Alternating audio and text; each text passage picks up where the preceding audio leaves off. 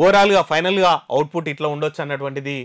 BJP 9 సీట్లు, కాంగ్రెస్ 7 సీట్లు, BRS 0, MIM 1 seat ఉంటుంది అన్నటువంటిది కూడా చెప్తున్నారు.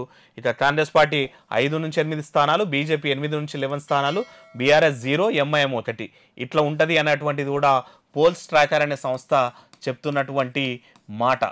మరి నిజంగా ఇట్లే జరిగిందా, ఎట్లుండబోతుంది? ఇంకో స్థానాన్ని మనం డిస్కస్ చేయలేదు, వీళ్ళు పెట్టలేదు. ఇది హైదరాబాద్ స్థానం ఎట్లుంటుంది అనేటువంటిది కూడా చూద్దాం. హైదరాబాద్ స్థానంలో వచ్చేసి మాధవీలత బీజేపీ నుంచి అయితే టైట్ ఫైట్ ఇచ్చింది.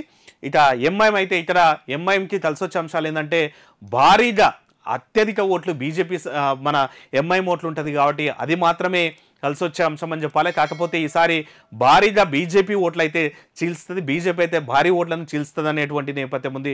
మరి గెలుపును ప్రభావితం చేయకపోవచ్చు కానీ ఈసారి అయితే గట్టిగా ప్రయత్నం అయితే చేసింది చెప్పలేం. ఎందుకంటే ఓటరు నాడి ఈవెన్ ముస్లిం ఓట్లు కూడా ట్రిపుల్ తలాక్ అనేటువంటి ఇష్యూస్లో మహిళలందరూ కూడా బీజేపీ సైడ్ పాజిటివ్ ఉన్నారన్నటువంటిది.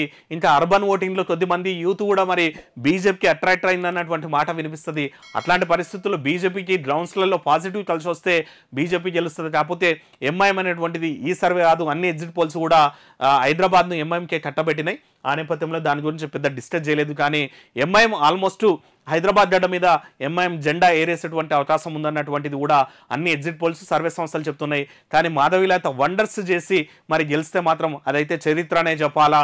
మిగిలిన స్థానాల్లో కాంగ్రెస్ పార్టీ వీళ్ళు ఇచ్చినటువంటిది 5 నుంచి 8 స్థానాలు అంటే ఇక్కడ ఆల్మోస్ట్ 7 స్థానాలు ఫిక్స్ చేసిండు. బీజేపీ 9 స్థానాలు, బీఆర్ఎస్ 0, ఎంఐఎం 1. మిగిలిన స్థానాలు ఏవైతే టఫ్ ఉన్నాయో ఆ స్థానాల్లో ఎవరు ఎక్కువ గెలిస్తే వాళ్ళకి డబుల్ డిజిట్ వచ్చేటువంటి అవకాశం ఉంటుంది. మొత్తం క్లియర్ కట్గా చూస్తున్నట్టయితే BJP versus Congress Telangana parliament ఎన్నికల్లో అన్నటువంటి మాట.